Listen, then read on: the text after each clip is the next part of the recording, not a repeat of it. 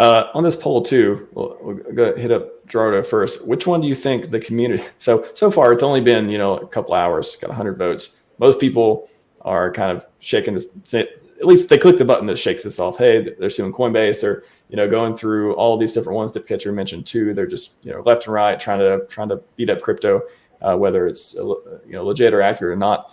And then here's my how many people do you think in the community are going to be like, okay, this is it, I can't take it anymore, like I've sacked and the price is down, and the guy doesn't want to tell me what he wants to do with stuff, I still got to have my own expectations, I could have bought it cheaper afterwards, all the stuff that you could focus on that would be this ammunition to be like, I made a decision, I want to reverse.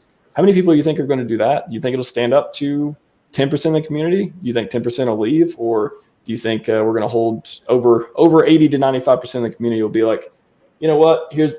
We've had bad news before. This is not my first rodeo. We're going to stick through it. What do you think?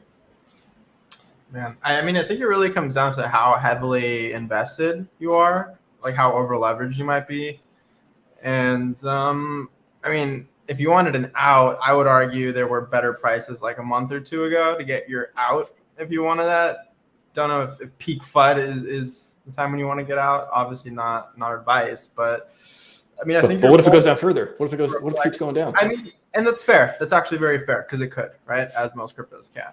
But I would argue that your poll probably accurately reflects the majority of the Pulse and Hex community, even though it's only 100 votes. I would say that it's a decent representation of the whole.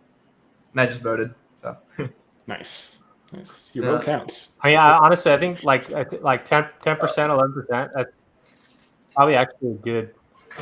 Right, because I mean, isn't it something like 2/3 of all Hex buyers ever bought above 25 cents or something?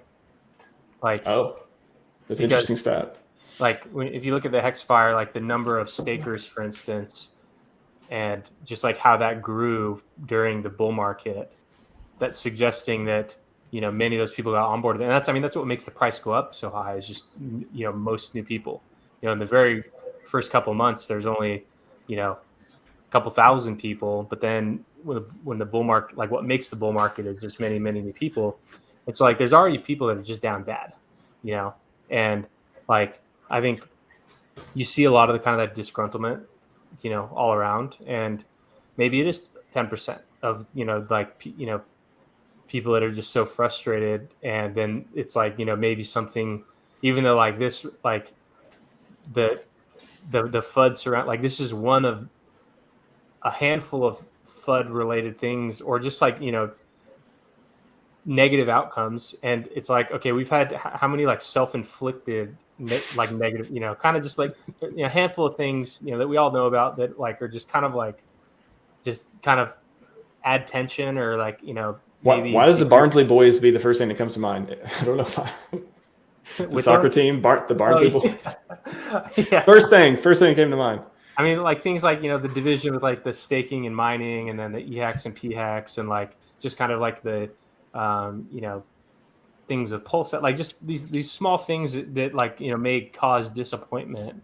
And like, maybe this is like the cherry on top, like, where it's not like it's necessarily any, I mean, maybe this is one of the larger things to kind of, drain people of positive energy around the situation. But yeah, I mean, not everyone is going to be with us, and that's just kind of a natural turnover of, of like a user base. It's true, man. It's fair. Like when things get difficult, that's probably a true test of where people's loyalties lie. Sorry, RHMax.